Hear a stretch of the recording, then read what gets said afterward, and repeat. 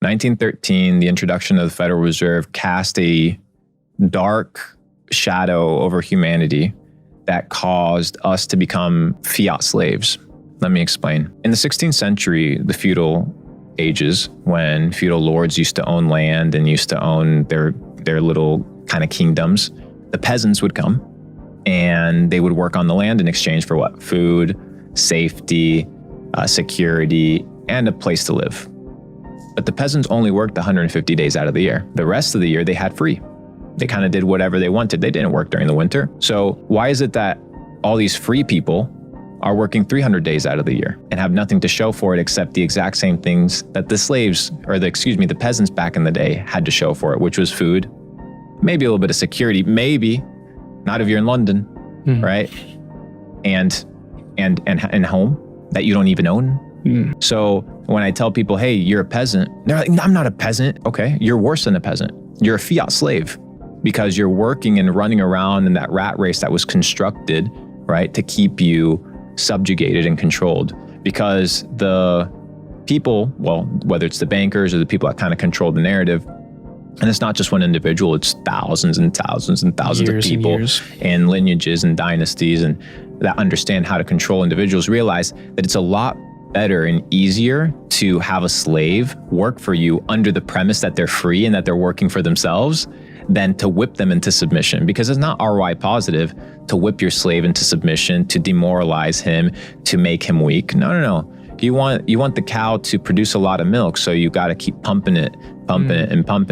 And people realized very later on in kind of reality that this system was kind of fucking you up. And you had the introduction in 2009 of Bitcoin. Bitcoin is kind of that first competition of sound money that we've had since 1913. And that would be probably in the last 100 years, the two catalyst points that I think people should be focusing on, because people wake up and they want to work for money. But then you ask them, what is money? And they don't know how to define what is money. Who makes it? Who prints it? Who allows there to be $6 trillion printed into circulation? So under the premise, I'm going to be generous, that let's say minimum wage is $15. We'll put that at a US minimum wage. You know, the government of the United States printed $6 trillion. Divide $6 trillion into hourly wage. You're talking about over 400 billion hours of unaccounted labor. So you have this energy and this labor that's supposed to be input, right, into the system in order to receive money. But what happens if you input fake money? There's no work that validates it. So you have the actual work become diluted. That's why all these individuals are out here, which is really funny, working, and they can't seem to progress. And it's because the fiat system that was cast upon them was designed by nature to keep them as a slave.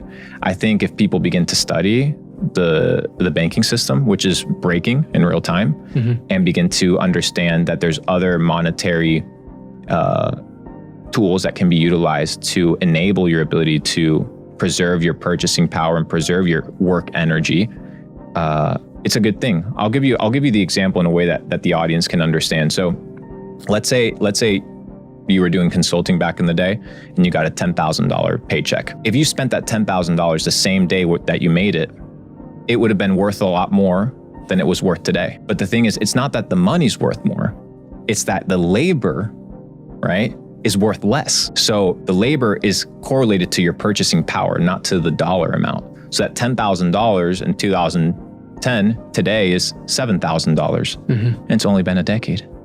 So where is it headed? Do you think it's only stopping? Do you think they're not going to print any more money? The Federal Reserve is one of the biggest scams perpetrated on humanity, and that takes you down the rabbit hole. It's a great starting point. Do you think it's intentional from the very beginning? Yes, brother. Fiat system is designed to fuck you. What's the alternative? Bitcoin. What do you think about a gold standard?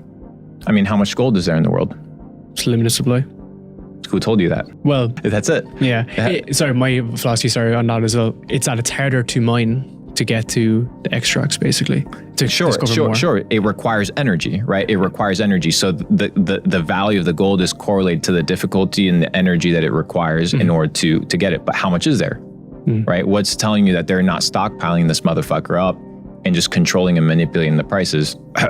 JP Morgan, $2 billion in fines and lawsuits from manipulating the gold market. And Credit Suisse. It's fucked. And everything that's being Credit Suisse, UBS in Switzerland. How do you action this information? So you know this, you're a part of this system, you're already in the system. You stop working for money. So you start working for purpose, and you start working to create income producing ecosystems. So if you're working and exchanging time, which is the most valuable resource that you have, for an imaginary piece of money that anybody can make or anybody can print out of thin. Imagine being so stupid that somebody's out there printing money. Somebody's printing money, and on the counter, you're working for it, and then you're getting taxed because they need your taxes in order to run the government when they could just print it. It makes no sense whatsoever. So stop working for money. Stop working for a paycheck. Start working towards a life that instills freedom and instills your ability to produce money without you having to work. Now, that may sound like insane for 99% of people. So where do you start?